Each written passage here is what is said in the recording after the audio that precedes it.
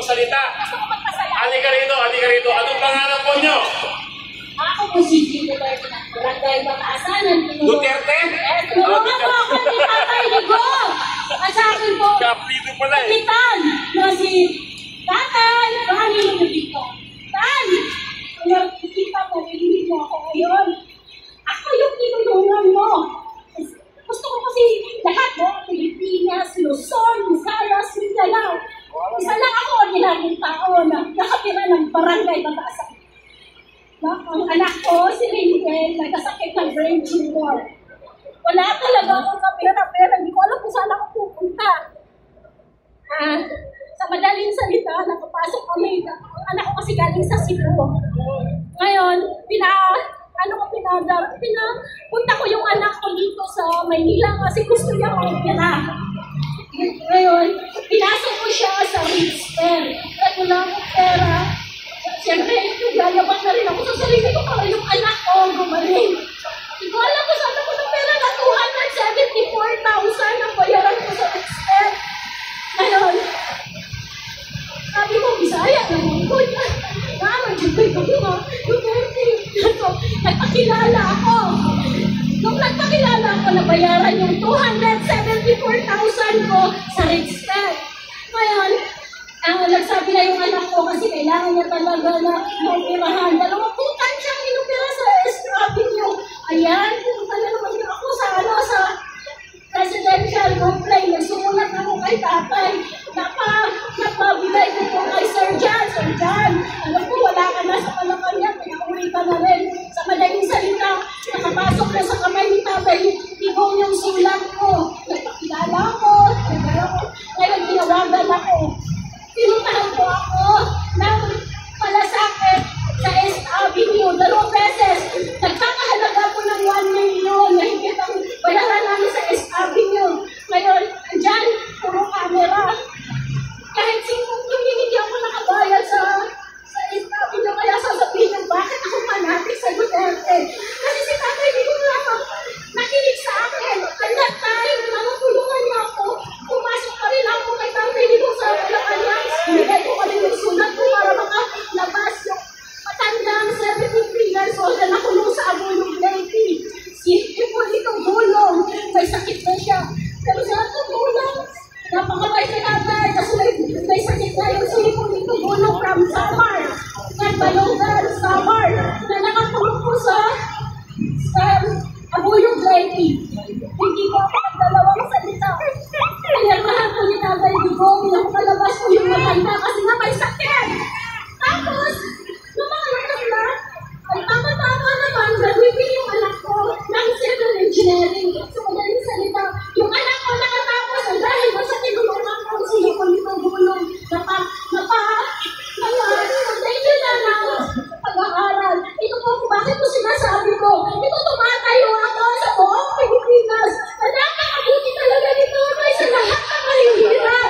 Kaya gano'n ko siya kamahal. Bakit nandito ako kayo? Wala po ako pera. Naghahanap ako ng pera para makapunta ko sa Arani. Para makita niya ako na ako yung tinulungan niya. Na hindi siya nagdalawang salita. Hindi ako nagdalawang salita. Binigay niya yung tulong na ngayon. Buhay ang anak ko. Magpapatunay. Buhay na buhay. 2 beses sinupira sa Avenue. Kung di sa tulong ni Tatay, hindi kong patay na siguro yung anak ko. Yan lang po. Sana po. Mapagbigyan naman ang buong Pilipinas yung mga natulungan niya. Lagas na po kayo. At saka po, itaramdam niyo ito. Ilabas niyo yung nasa puso niyo. Dahil hindi mo kayo pinatay. Huwag naman kayo maging traitor. Traitor niyo. Pilipinas. Traitor niyo ang buong pamamayang Pilipino. Kung sino naman po yung natulungan ni Tatay, pasok po kayo dito. Lumabas kayo. Ilabas niyo yung lahat naman tayo Pilipino. May karapatan po tayo na ilabas yung sa loobin natin kung gaano natin siya kamahal. Ako tumatayo po ako sa mahal. Manahal ko si Tatay Digong. Ako isang kinalang na nagmamahal ng isang anak. Kaya tayo, kung nasaan ka man ngayon, nakikita mo ako, mahal na mahal kita. Happy birthday, Tatay Digong! Sa babayan kita, sama. Waray Waray batasan ka. Ang ang sana, kung may due process pa dito sa Pilipinas, sana sinunod niyo yung Article 59, yung paglaban talaga. Bakit hindi niyo sinunod, mga kababayan? Diyan sa sulat nyo. Bakit? Ha? Talagang politika yung ginagawa nyo kay Tatay Digong. Walang alinlangan yun, yun yung paningin namin. Kaya naman namin ginawa itong mga ganito ngayon. At sana, makarating ito sa Nitilan. Kita nyo naman yung ibang bansa kayong maglilitis ng kaso niya, hindi nga marunong mag-English. Ha? Si Tatay Digong dito sa Pilipinas, dapat dito linisin nyo, mga kababayan. Ayun, nagigigil talaga ako. Hindi ko mapigilan yung luhan ng luhan na ginawa ng kay Tatay Digong yun.